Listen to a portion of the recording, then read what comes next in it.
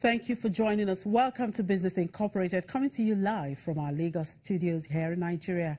I'm Chimezie Obi Iwago. On the show today, new exchange aims to boost the economic lot of black South Africans.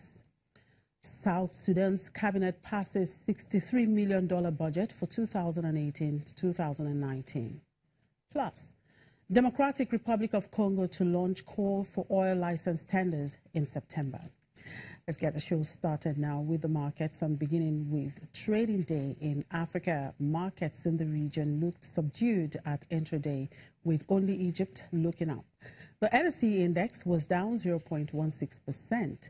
The JSE index was down 0.42%, and Nairobi closed in the red on Wednesday. And in the Middle East, it was a mixed bag. Abu Dhabi and Saudi were up 1.76% and 0.32% each, while Dubai and Qatar were in the red, 0.42% and 0.03%. And in Europe, stocks dropped in early trade as traders watched developments from central banks across the world. For these and more, let's talk to Janelle. Hello, Janelle. Good afternoon. Good afternoon from Frankfurt. So let's start with a more exciting one. That's the World Cup. Germany is the defending champion. What are the traders' sentiment as the World Cup begins? Is it a pleasant diversion from the trade war and the Trump-Kim talk?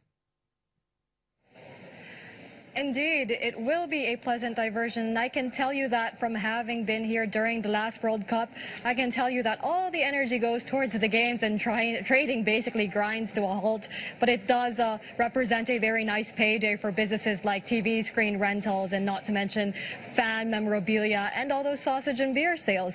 But, you know, since we're talking about diversion from less uplifting matters, I actually looked into this, and I can tell you there really does seem to be something to it. Now, more than 2/3 of the games this year will have an overlap with trading times in the soccer-loving continents of Latin America and Europe, and that's expected to have quite an impact on market behavior. I saw a report, for example, in a wire agency that looked back on the World Cup in South Africa in 2010, and where market trading volumes, dropped by an average of 55% every time the country's teams were playing. So clearly, traders are willing to drop everything to focus on the beautiful game. Now, the first Germany game, of course, is against Mexico on Sunday, and Sunday, of course, is not a trading day, so I won't be able to look at whether this hypothesis actually has something to it. But of course, that also means that I can sit back and relax and watch the game as well. Sure, you stay at home and relax. But I can see the DAX reacting positively there already. Anyway, traders are also looking at a European Central Bank meeting in Riga, Latvia today. What is in the minds of these investors, and what are they expecting to hear from Draghi and his team?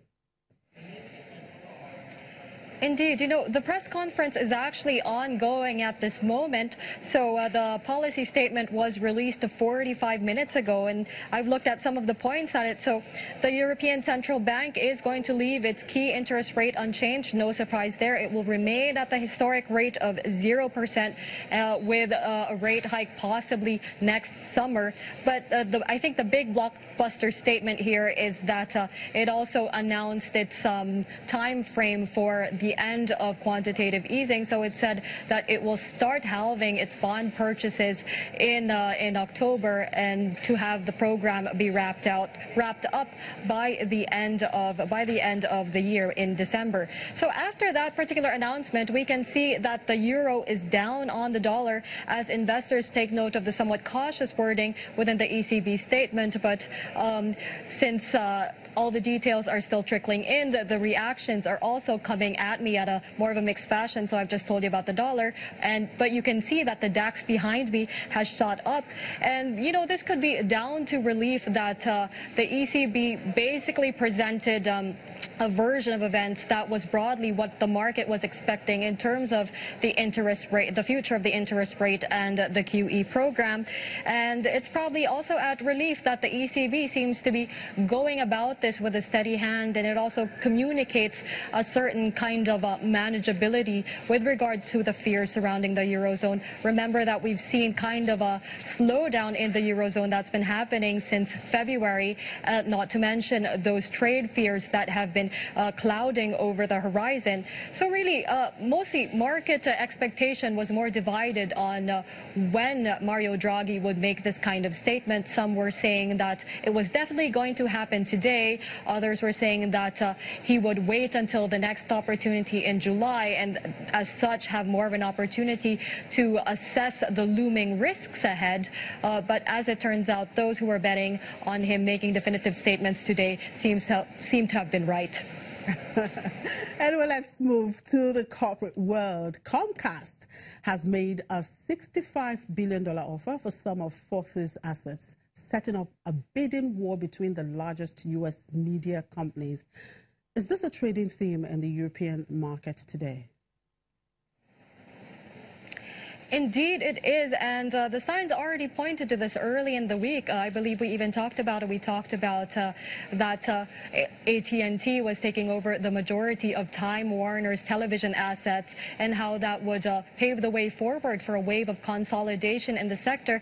So this move by Comcast now to try and outbid Disney was very much an expected move, and in fact, Comcast chairman actually, the chairman of Comcast, sorry, actually wrote to the board of directors at Fox saying that he was disappointed with the deal that Fox had already made with Disney. So really trying to move into the territory there. And of course, the argument for these companies that all seem to want to merge together is that they want to get bigger in order to be able to compete with the newer giants on the scene, online streaming giants like Amazon and Netflix.